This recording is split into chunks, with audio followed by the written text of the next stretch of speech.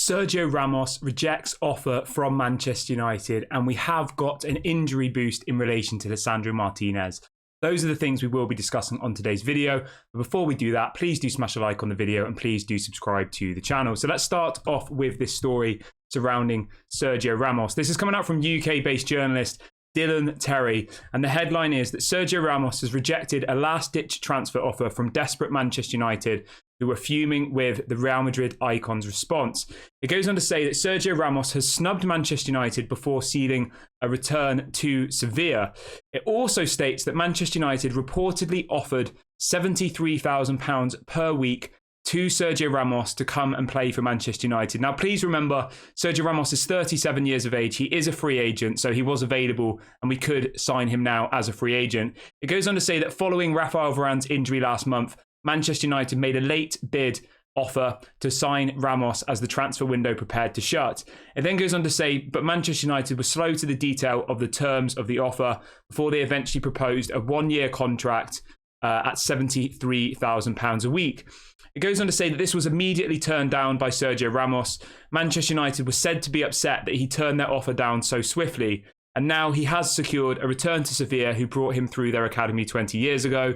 Goes on to say Ramos spent blah, blah, blah years at Sevilla. Now, you know what? This is interesting. And considering that we played Johnny Evans and Harry Maguire against Arsenal on Sunday, like Sergio Ramos, if you'd have told me at the beginning of the season we were going to go for Sergio Ramos, I would have said, what the hell are we doing? But if you'd have also told me we were going to get Johnny Evans, I would have said, what the hell are we doing? So I don't know what to think about this story. Obviously, we're not going to get him now because he's gone to Sevilla. He's better than Johnny Evans. I'd probably say he's better than Harry Maguire. I know he's got a really bad injury record recently. And the argument is, do you bring in somebody who's injury prone when you've already got Rafael Varane, who's arguably injury prone? If you look at Sergio Ramos' injury record from the last season, he missed 63 days with a calf injury, 53 days with a muscular injury, and then another 119 days with a calf injury again. So last season alone, he missed 33 games of football. So he missed about half the season for PSG, which does make you a little bit concerned. You know, you bring in somebody to replace Rafael Varane because he's injured, who's probably going to be injured anyway. So I'm not that bothered that we missed Sergio Ramos. Obviously, if it was a case between a fully fit Sergio Ramos versus Johnny Evans, I go with Sergio Ramos any day of the week. I just thought it was interesting that we did supposedly offer him this deal. We don't know whether this was before or after the Johnny Evans deal was agreed. My guess is that we offered it to him, he said no, and then we went for Sergio Ramos. But let me know in the comment section, guys, how do you feel about this story? What is Sergio Ramos somebody you would have liked to see at Manchester United? I know it's maybe 10 years too late. I think it's somebody that we should have been looking at, you know, in his mid-20s, not when he's nearly 40, but it is what it is. I'm not that bothered. Let me know your thoughts on him. Do you think we should have gone for Sergio Ramos, or do you think it's a good miss? I'd say it's a good miss. I'm glad we didn't get him. Right, let's move over to the Lisandro Martinez story, and this one is a massive positive. This is coming out from an Argentinian journalist called Gaston Edel. He's got 800,000 followers on Twitter. Very, very good around the Argentinian national team. He said earlier on today, which caused a lot of upset, that Lisandro Martinez was going to have to undergo scans in Argentina ahead of the international games because he had some pain in his foot. Now, he's come out in the last 15 minutes and he has confirmed that Lisandro Martinez is fine. The scans showed that he does not have an injury. So that is a massive, massive boost for Manchester United.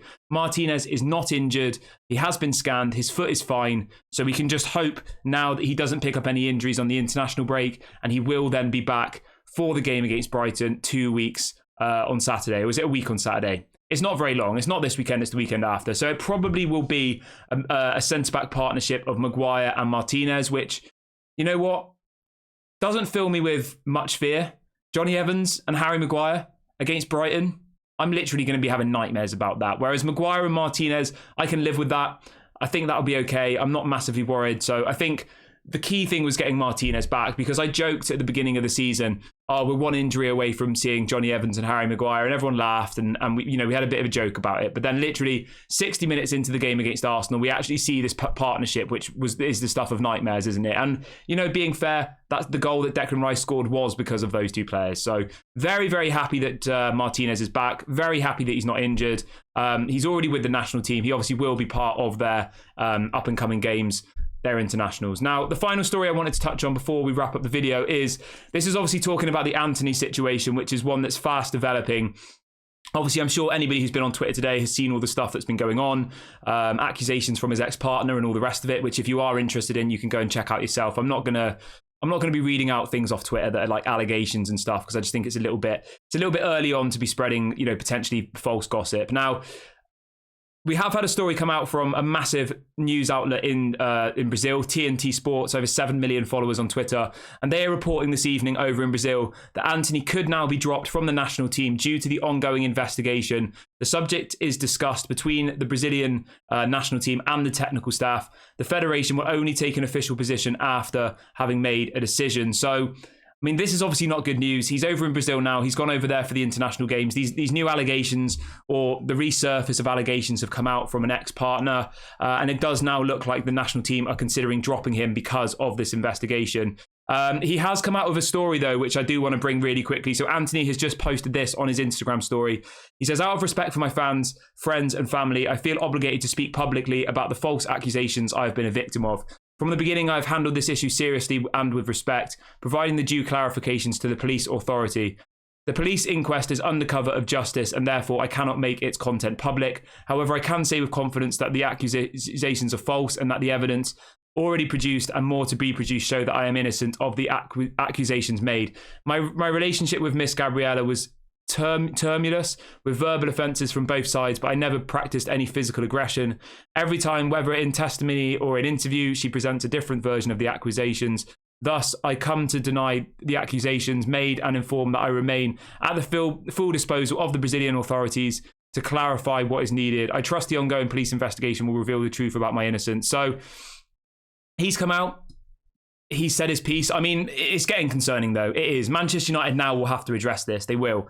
They will have to do something. If the Brazilian national team are thinking of dropping him, there's an ongoing police investigation going on in Brazil. Antony's feeling like he has to put out a story on Instagram to get his side across.